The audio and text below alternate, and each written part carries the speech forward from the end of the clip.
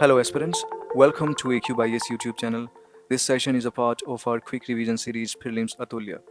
And in today's session we'll discuss about Bhakti movement in medieval India.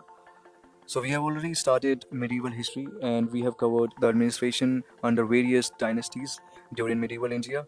So if you haven't watched our videos, you can explore the playlist of Prelims Atulya. So these videos will help you in revising in no time. So in today's session we'll focus on Bhakti movement.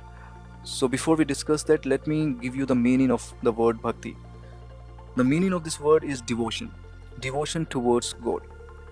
So the basic philosophy behind bhakti movement was that if you want to achieve the salvation, you can achieve it by showing devotion towards God. So this bhakti movement, it emerged in 8th century, and the period between 8th century to 18th century can be dedicated to bhakti movement. And during this period, from 8th century to 18th century, so many religious preachers, so many saints emerged, and they gave different philosophies. So first, you must know this fact that Bhakti movement in medieval India, it was impacted by Sufism. So Sufism left an indelible mark on Bhakti movement, and it won't be an exaggeration if I say that Bhakti movement was the direct result of Sufism. Now you must know about Sufism also. Now this Sufism, it was a liberal reform movement within Islam, and it spread into India in 10th century and 11th century, but it had its origin in Persia. And one of the pioneers of Sufism was Sheikh Ismail. So he was the most prominent Sufi saint. So he started preaching, he started spreading the ideas of Sufism, and we have some other Sufi saints also. I have provided the names, so you can have little idea about these Sufi saints. Now we'll discuss about Shankara. Shankara, he gave the philosophy of Advaita, and this philosophy received contradictory reaction from the philosophy of Saguna Brahman. So Advaita concept of Nirguna Brahman, it means God without attributes. It was contradicted by the idea of Saguna Brahman. It means the God with attributes. So Shankara launched a Hindu revivalist movement, and he gave a new orientation to Hinduism. Now we'll discuss about Ramanuja. So Ramanuja believed in Saguna Brahmanism. It means God has attributes, and God, soul, matter, all these are real. He said, in fact, he gave the doctrine that path of self-surrender is the path to God.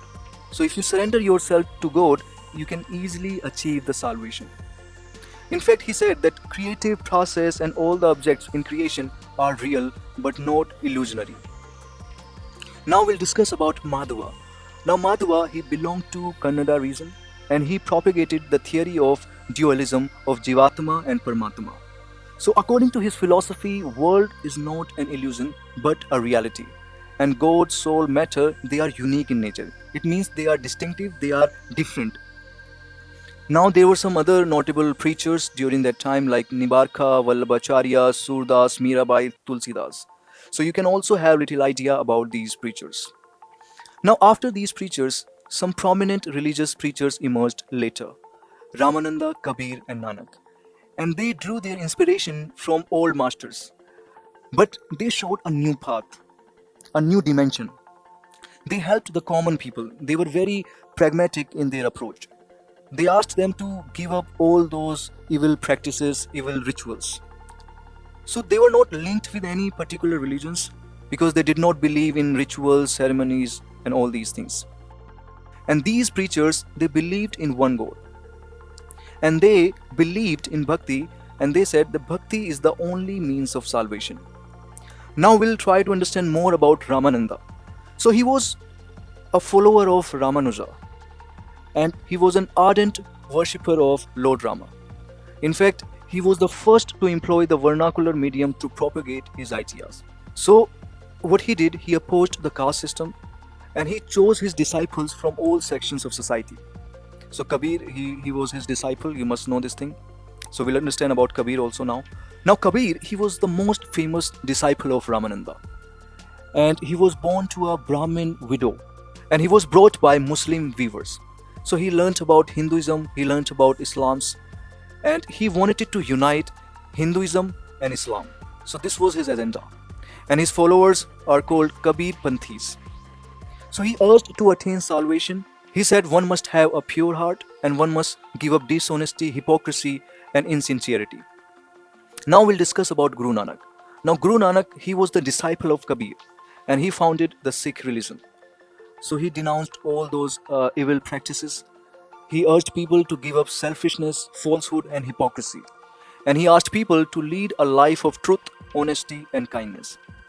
So his life was dedicated to establishing harmony between Hindus and Muslims. And his followers are known as Sikhs.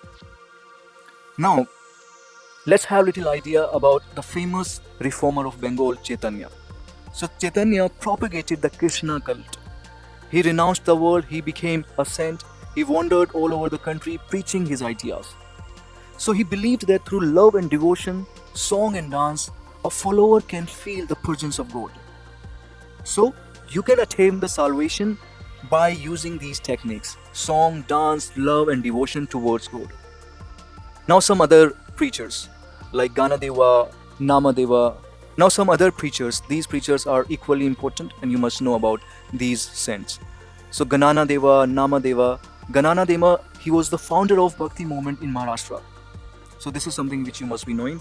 And he wrote a commentary of Bhagavad Gita. So these two facts are important, that he was responsible for Bhakti movement in Maharashtra and he wrote a commentary of Bhagavad Gita. Now Namadeva, he opposed idol worship, he opposed caste system, and he preached the gospel of love. And other religious preachers like Tukaram, Ekanta. Now Tukaram, he was a saint in Maharashtra. He was the contemporary of Shivaji.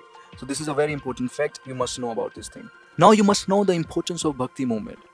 Actually, this Bhakti movement was instrumental in providing equal status to women. So the importance of women increased considerably because of these religious movements. So caste system, it was condemned by Bhakti saints, and lower classes, they received some importance. And this Bhakti movement, it gave to the people a simple religion without any complicated, intricate rituals. And the new idea of life of charity and service to fellow people developed because of these religious reform movements. So that's all you needed to know as far as Bhakti movement is concerned. And I have provided the content. These notes are very important. You can revise these notes. And again, let me emphasize on the fact that notes are very, very important before your prelims, because you do not want to pick up the book before the prelims. You just want to revise from your notes. And if you have liked our initiative Prelims Atulya, you can follow us on our social media platforms. You can subscribe our YouTube channel for more such videos. And we provide daily current affairs content on our various platforms. So keep following us. And if you have any suggestions, you can mention in the comment section. So I'm done for the today. I'll see you in the next video soon. Thank you.